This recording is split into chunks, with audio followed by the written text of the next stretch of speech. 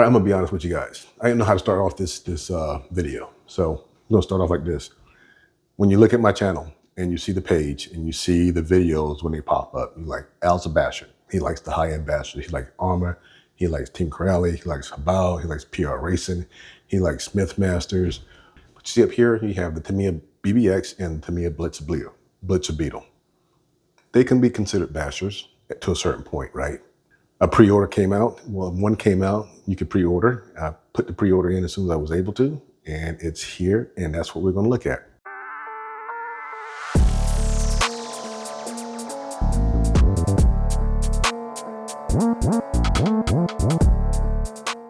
Welcome back, everyone. So today we're gonna look at a new vehicle that came in. Only two people know about that came in. That vehicle is gonna be, it's a kit version, all right? Kyosho DuneMaster. So when I saw this pop up, just the design of it, look at it, the body of it. Like I said again, it's got to catch my eye to make me want to get it. And that's what it did. The body, what it's supposed to be, how it's supposed to perform, caught my eye. And I'm like, let's go ahead and pre-order it. We're going to unbox it. I don't know what electronics I'm put in there. I don't know if I'm going to put a Spectrum. I don't know if I'm going to put Hobby Wing in there or Castle Creation again. But I do know that once I start building it, it's going to put me in a mindset, all right? You guys won't know what electronics is in it until I run it and show it to you. But if you know what electronics I'm going to put into it, leave your comments below, all right? Go ahead and get this build started. Let me bring you in closer, show you what comes in the box, and we'll get started on it, all right?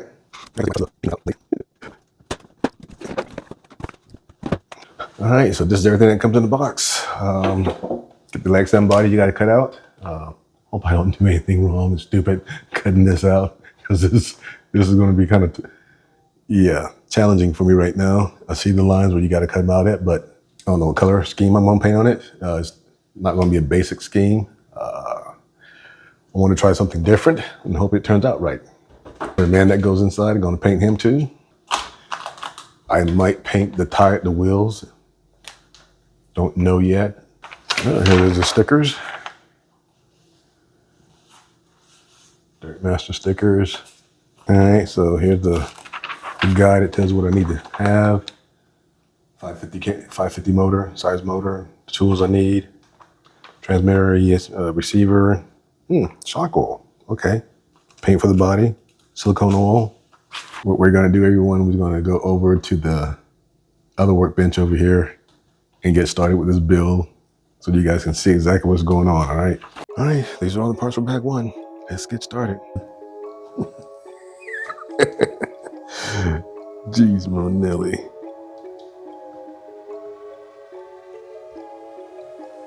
Well, I got that part done.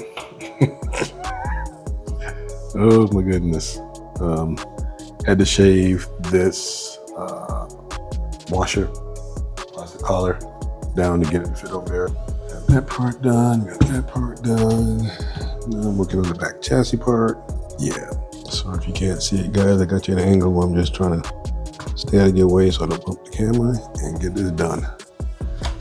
This is looking nice. I don't know if you can see that the resin, how it looks.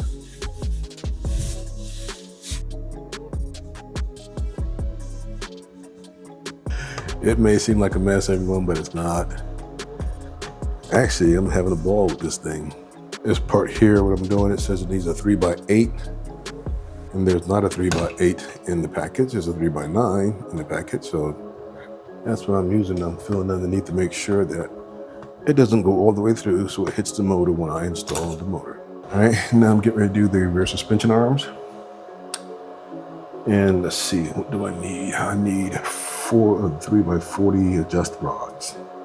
Well, use my sweater to see if it's catching. If it's catching, I just tighten down a little bit more. Since it's not. All right, so let's plug that in here.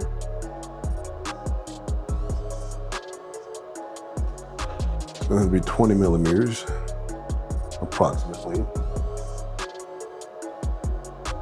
Let's see how much further I gotta go. 4.5 more millimeters.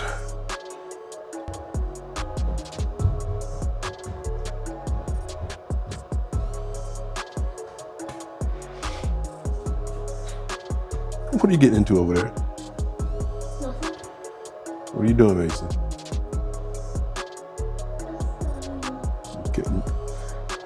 Y'all done broke one now, so don't break another one. Have to come out your allowance of getting me some more magnets for my projects. But you need magnets? Yes, I do. Why? Let me finish this and I'll show you why. Yeah, I gotta be kind of delicate with these. I kind of crushed an E-clip. I crushed that thing hard.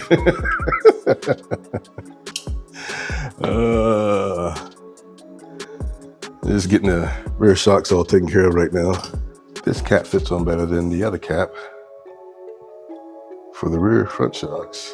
Oh, so another thing you guys might want to consider if you're new to the hobby and you're building a kit like this, you might want to get yourself a good set of shock pliers. Have bushing inserts like this one here. That way it makes it a lot easier to set your bushings in without damaging a lot of stuff. Just take a little bit of pressure.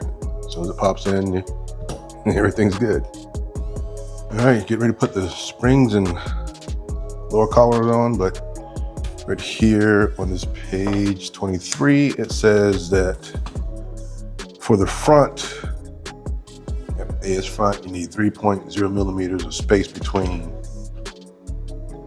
here to here. So that's what I need to do for the front. And then for the rear, I need 7.0 millimeters from there to here. So here we go. Hopefully everything turns out right and I can get it right on time. All right, put the last of the rear shock on. Well, the last of the shocks, which is the rear. And it's pretty smooth so far. And yes, this is day 3. Have it finished by day 4. Out and running. We'll see. And the other things I got to do. All right, the servo I'm using is an Endura, 22 kilogram, especially low profile servos. This should be a good servo, fast and speedy. Whatever electronics I put in there is going to stay at 6.0 volts. So, all right, let's get this installed.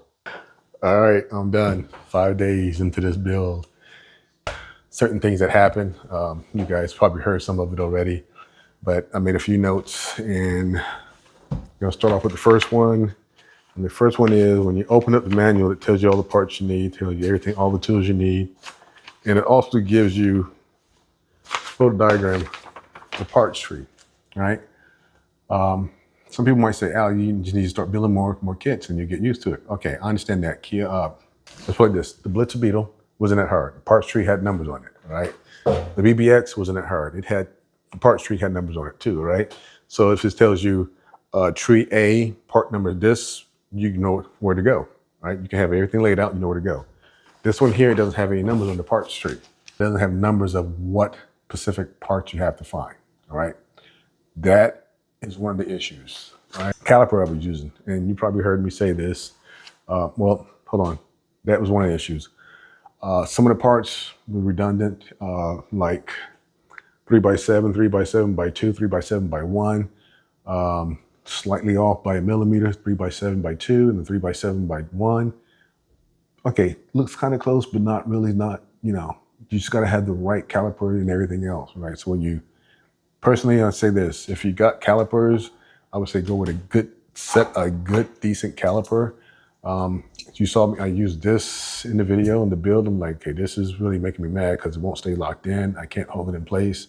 So after I used this, I went online and ordered a new set. This one has a locking nut on top. So I can find the exact, again, brand new, no battery in it.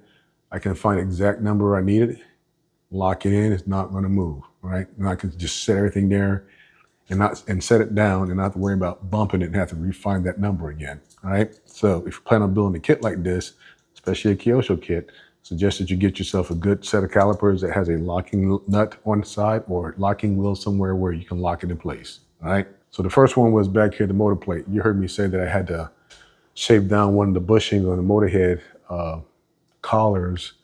You can call it a collar, you can call it a spacer. I had to shave down one of the spacers or collars in order for it to fit flush against the motor plate when I was screwing the screw in, because it was sticking out a little bit and it wouldn't sit flush and was at an angle with the screw. I'm like, I don't want to damage anything, so let me go ahead and shave it down.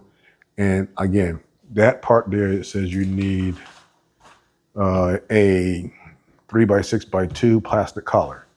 And I found all the 3x6x2 plastic collars, and I used every last one of them on that one spot, and it was all the same. So I'm like, I just got to shave one down. So that's what I did. All right, the rear shock stay. We're back here for this, where the motor cover is right here, this thing here. You need two, what they say, you need two 3x8 millimeters. You need two of those, all right? So again, using the caliper, I'm measuring it out, 3x8, 2 millimeters, 3x8 millimeters. I had two 3x9s. I didn't have any 3x8s. I had two 3x9s. All the other 3x8s, if it was used earlier. So I had a 3x9, two of them. I'm like, I hope this doesn't go too far into the motor plate and hits the motor after I put everything in there. It doesn't. It's got a little clearance in there, but other issue, the shock oil. It said 450 CST. So I put 450 CST in there. I think there was like 30 weight, 32 weight in there.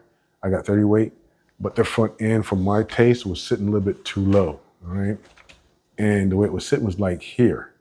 And I knew if I hit the brakes, it would actually hit the ground. I'm like, that is way too low for my taste. I don't want to hit the ground when I hit the brakes. So instead of me using the 450 CST, I'm using, I would say 600 CST, which is almost 50 weight. So that's what I have in the both shocks, 50 weight in both shocks. It has a smooth rebound, little rough, little hard, but again, it should break in after a while. Again, I love they have the bladderless shocks in there. It's excellent. You don't have to worry about the air, but I did bleed it like it was supposed to. That was the other issue. That really wasn't the part that made me to the point where I was getting frustrated. The part that got me frustrated, it was really getting me frustrated, where was it at? The slipper clutch, all right? I will tell you this, pay attention to slipper clutch where it says you have to be flush with it. You really got to measure it. Again, you need a good set of calipers. I had to take the slipper clutch apart 3 times in order to get it, well, the nut off the slipper clutch in order to get it so it sit correctly like it showed in the manual. The part that really got me was the battery tray post. Here's a picture of the battery tray. That's a 7.4 volt Gen Ace Lipo hard case. It barely fits in there, all right? So I guess I have to get soft case. Don't know why, but I guess I might have to get some soft cases. That Gen Ace 2S Lipo sits a little higher than what the battery post is supposed to fit.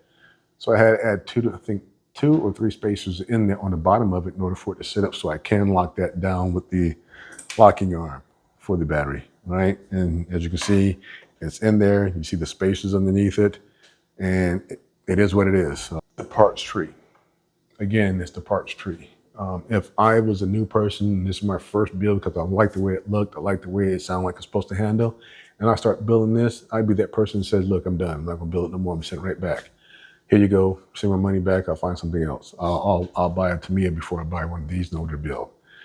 If Kyosho is listening, I don't know if anybody else is saying it, to make it easy for beginners, I mean, I'm pretty sure beginners looking at this would say, yeah, this is a nice build. I'd like to try it out. They get real frustrated about it. So cable management. So my cable management was not that bad. As you guys can see, I have everything laid in there, nice and neat, out of the way. Batteries can slide in there. And again, for the ESC cable is going underneath right here. I have Gorilla Tape covering that up so it doesn't get caught up when I slide the battery in there. Yeah, low profile servo, Endura. You saw that in the video. It's 22 kilogram. It's enough power. Might be a little too overkill, but for me, it should be enough.